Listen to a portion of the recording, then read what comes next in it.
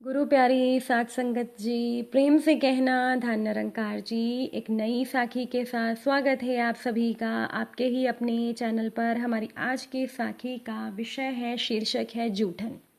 चलिए सुनते हैं आज की ये साखी। साथ संगत जी, निशा की माँ उसे समझाते हुए बोली, देखो बेटा, तुम समझने की कोशिश करो। अक्षत अब इस दुनिया में नहीं है और तुम्हारे होने वाले ससुर जी चाहते हैं कि हम तुम्हारी शादी अक्षत के बड़े भाई पवन के साथ करवा दें, तो तुम्हें क्या परेशानी है? शादी तो तुम्हें किसी न किसी के साथ करनी ही होगी ना। साथ संगत जी, निशा बोली, लेकिन माँ, मैं अक्षत से इतना प्यार करती हूँ, उसके साथ तो मेरी सगाई भी हो गई थी। अब शादी से पहले उसके साथ दुर्घटना हो गई तो इसका मतलब ये नहीं कि मैं उसके बड़े भाई पवन के साथ शादी कर लूँ। निशा की माँ उसे समझाते हुए बोली, देखो बेटा, बड़ों की बात मान लेते हैं, आगे चलकर भी तुम्हें शादी करनी ही है तो फिर पवन में क्या बुराई है? तुम्हारे पिताजी भी बीमार रहते हैं, तुम्हारी चिंता में अगर उन्हें कुछ हो गया तो हम क्या करेंगे? काफ़ी देर तक सोचने समझने के बाद निशा ने भारी मन से इस रिश्ते के लिए हाँ बोल दिया। तय समय पर उसकी शादी हुई। हालांकि इस शादी में कोई भी खुश नहीं था, क्योंकि अक्षत के जाने का दुख सबके चेहरों से झलक रहा था। निशा भी शादी को लेकर कुछ खास उत्साहित नहीं थी।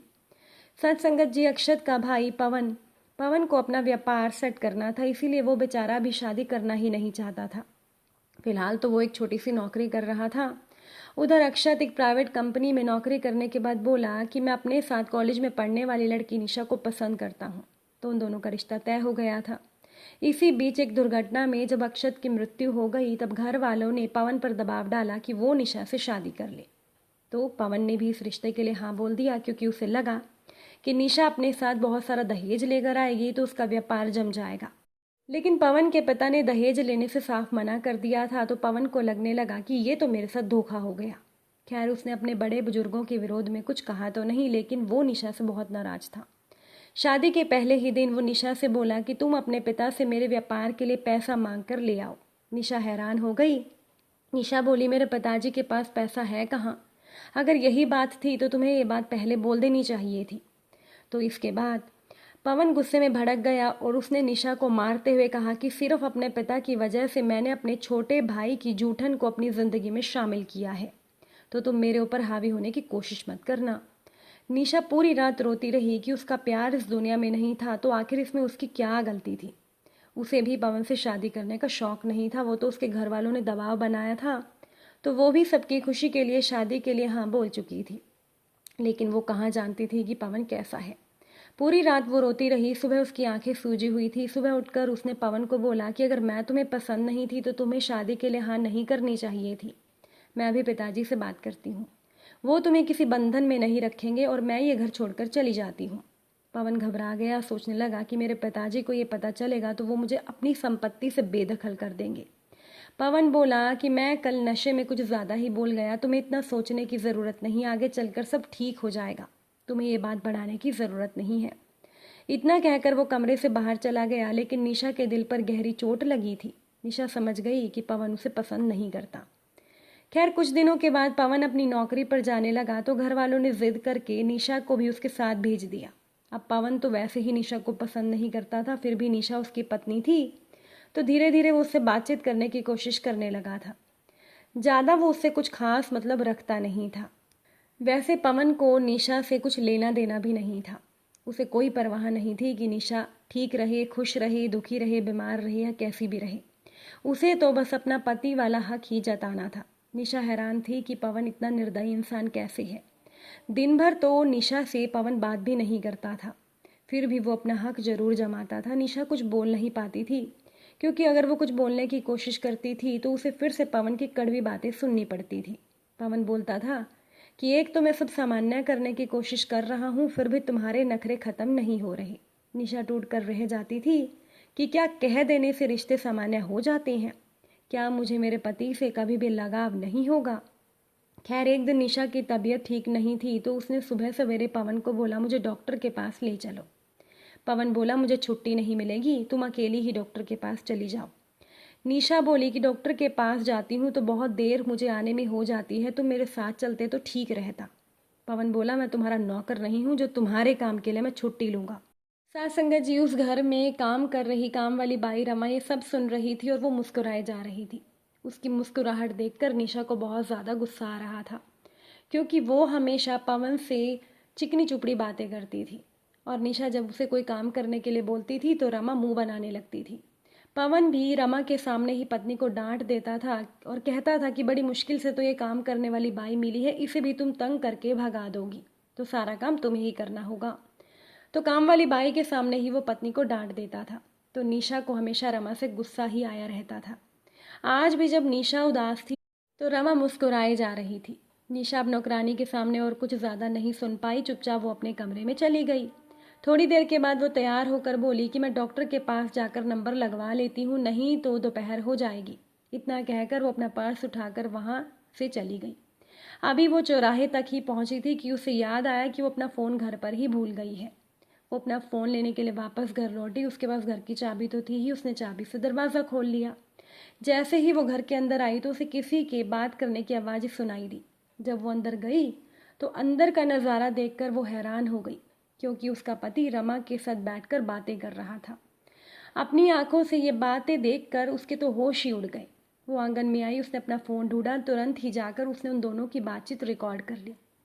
उसके बाद वो आंसू पोंछते हुए जोर से बोली कि पवन, ये क्या हो रहा है। अब निशा को देखकर रमा तो तुरंत ही वहां से भाग गई और पवन भी उठकर बैठ गया। कहने लगा, तुम तो डॉक्टर के पास गई थी ना, अब यहाँ क्या कर रही हो। आज निशा से रहा नहीं गया, उसके सब्र का बांध टूट गया। उसने आगे बढ़कर एक जोर का तमाचा पवन को मारते हुए कहा, तुम्हें मैं जूठन लगती थी ना। मैं तुम्हारे भाई से प्यार करती थी और वो भी मुझसे प्यार करता था। मैं उसकी जूठन नहीं, उसका प्यार थी। तुम्हें मैं तो जूठन लगती थी और इस नौकरानी काम वाली बाई के साथ तुम बातें क्यों कर रहे थे। ये भी तो किसी की पत्नी है ना, ना जाने ये कितने घरों में काम करती है और कितने लोगों के साथ ये बात करती होगी। तुम अपनी पत्नी के साथ कभी इतने प्यार से बात नहीं करते हो जितना तुम इसके साथ बात कर रही थी। ये तुम्हें जूठन नहीं लगती और मैं तुम्हें जूठन लगती थी। सच तो ये है कि तुम इसी लायक हो, तुम मेरे लायक हो ही नहीं। अब मुझे तुम्हारे साथ नहीं रहना। तुमने मुझे पत्नी बनाकर मुझ पर बहुत एहसान कर लिए, लेकिन अब मैं ही तुम्हें अपना पति मानने से इनकार करती हूँ।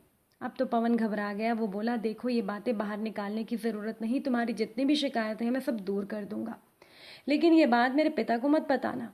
तुम थक गई होंगी, मैं तुम्हारे लिए चाय बना कर लाता हूँ, फिर हम बात करते हैं। इतना कहकर वो रसोई में गया और सोचने लगा कि अगर ये सब बातें बाहर आ गई तो मेरे पिता मुझे संपत्ति से बेदखल कर देंगे। लेकिन निशा वहाँ पर एक पल भी नहीं रुकी। उसने जल्दी से जाकर अपना सामान पैक किया, तुरंत ही वो घर से निकल गई। जब तक पवन चाय बनाकर लाया तब तक निशा वहाँ से जा चुकी थी। वो निशा को फ़ोन करने लगा, लेकिन निशा ने फ़ोन नहीं उठाया। थोड़ी देर के बाद पवन के पिता का फ़ोन आया। वो गुस्से में बोले, ये तूने क्या किया। अपनी पत्नी के होते हुए तू काम वाली बाई के साथ बातें कर रहा था।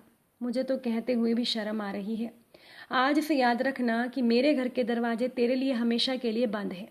जब लोगों को ये बात पता चलेगी तो समाज में हमारी कितनी बदनामी होगी। पवन अपने पिता से माफ़ी मांगता रहा, लेकिन उसके पिता ने फ़ोन रख दिया। पवन बिल्कुल टूट गया। कुछ महीनों के अंदर ही निशा और पवन का तलाक हो गया था। पवन अब बिल्कुल अकेला रह गया। उसके पिता ने सचमुच उसे संपत्ति से बेदखल कर दिया। जिस बात से पवन डरता था, अपने कुकर्मों की वजह से वो बात अब पूरी हो गई थी। निशा को समझ में आ गया था कि उसकी किस्मत में शायद प्यार था ही नहीं, वरना इतना प्यार करने वाला अक्षत उसकी ज़िंदगी से दूर ना जाता। बाद में उसने समझौते की शादी की तो उसका परिणाम बुरा निकला। निशा के माँ बाप को समझ में आ गया था कि इस तरह से बेटियों की ज़िंदगी नहीं चलती है, इसलिए उन लोगों ने भी अब निशा का साथ देने का फैसला किया। निशा ने तय किया कि अब वो शादी नहीं करेगी, पहले अपने करियर पर ध्यान देगी। नाम के पति के साथ वो इतना दिन रहकर देख चुकी थी, लेकिन ऐसे पति के साथ रहने पर कोई सुख नहीं मिलता, उल्टा ज़िंदगी नरक बन जाती है। निशा अब मायके में अपने माँ बाप के साथ रहती थी और नौकरी करके वो अपनी ज़िंदगी अपने दम पर जी रही थी। साथ संगत जी, अब निशा को कोई चिंता या तनाव नहीं होता था और वो खुली हवा में सांस भी लेती थी। हालांकि अक्षत की याद उसे रुला जाती थी, लेकिन अब वो बस एक याद ही थी। उन यादों को वो कम ही याद किया करती थी, क्योंकि साथ संगत जी, ऐसी यादें हंसाने से ज़्यादा इंसान को रुलाने का काम करती हैं। तो साथ संगत जी, अब आप सभी कमेंट करके ज़रूर बताइएगा कि आपको क्या लगता है कि निशा ने पवन को छोड़कर अपनी ज़िंदगी अकेले अपने दम पर जीने का जो फैसला किया, क्या वो फैसला सही था या उसे पवन को एक मौका और दे देना चाहिए था। आपके जो भी विचार होंगे, जो भी राय होगी, कमेंट में ज़रूर बताइएगा। साखी अच्छी लगी हो तो वीडियो को लाइक शेयर कर दीजिएगा। आप सभी से फिर मुलाकात होगी नई साखी नए विचारों के साथ।